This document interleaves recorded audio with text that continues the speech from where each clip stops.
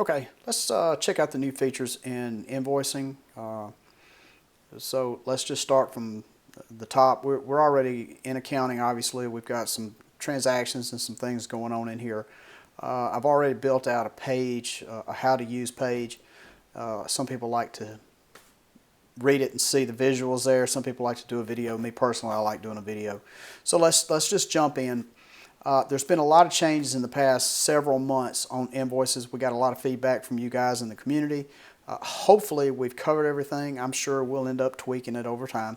But now let's go back in and see how to use multiple invoices and the new statement and the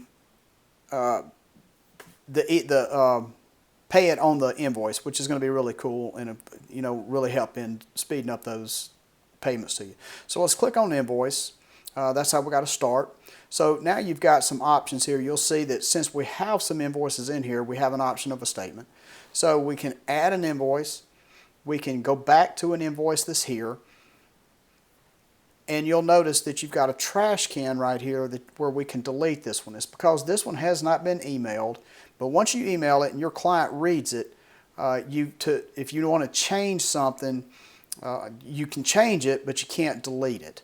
So just keep that in mind. Once it's emailed and read, if say you need to add another $300 or $400 for whatever is going on, you'll need to add another invoice. So let's just go in and check this one out. Let's just select it. And the first thing you're going to want to do is autofill your invoice. This is going to update everything that's on there. And the reason we don't see any payments is because we did not select that. So while we're doing this, let's just go back because this is going to happen to you.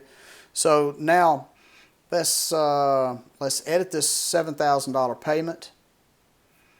And we need to select our last invoice. And we're going to update that.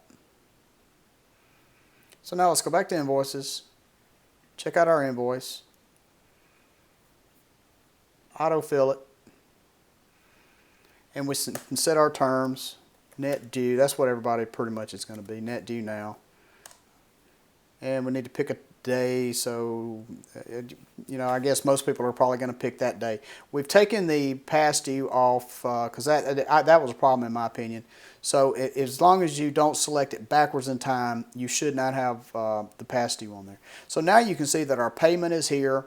All of our jobs, our description of our job is in here. If we have a loan job, which I know that some of you guys do, there's a lot going on in some of these repairs in particular, you can add as many rows as you need, and that way you can extend out the invoice. So we've got our payment. Our balance is $10.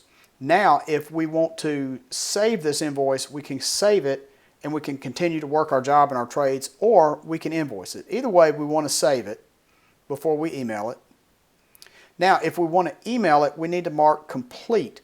The reason we want to do that is the system will not know to put it into the client portal or onto the invoice when you email it unless you do this. So now we can email that invoice.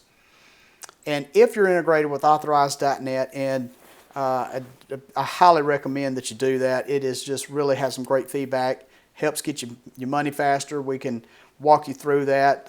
You can get e-check verified, and then you've just got a small ACH fee. I think in most cases it'd be $15 to $25, and that's really a nominal fee if you're out there trying to get $3,000, $5,000, or say a $10,000 payment from a client. So now we've emailed our invoice, we've saved it. It's going to be in our client portal. They can pay it there. They can pay it on the invoice that we just emailed. And now we're going to go to invoices and check out what's going on. So we've got all of them. We can see where the invoice was emailed. So let's check out our statement. So now we've got our money. Everything's great. And we need to email a statement to this client because there's a lot going on. We had several payments. We got several invoices. And now we need that client to be informed of everything that went on. So now you can see that all of your invoices are listed out. You can change that invoice number. We'll go back and check that out right quick too. Sorry, I passed that. And now all you have to do is email this statement out to your client. and everything's done. But let's jump back in right quick, and because this is one that a lot of people were asking for, and understandably so, to be able to edit the invoice number. You can edit it to whatever you want and then just come down and save it. And it's, of course, just going to save the one change that we made. So now let's go back, and you can see that now we've got our invoice number. It either matches our job number or what, you know, Ed, what we're doing, we're trying to keep it as much of an open source as we can. That way it's not locking you down to things. So you can name it to the job, you can name it to the job number, whatever you guys need. So, you know, this is it in a pretty quick nutshell. If anybody needs to do a Zoom meeting with me or with Heather, please let us know. This is just going to go along as a backup. We're going to put this into the system, as well as attach it into the newsletter that we're going to send out with the new features on it. Again, if you need anything, just give me a call.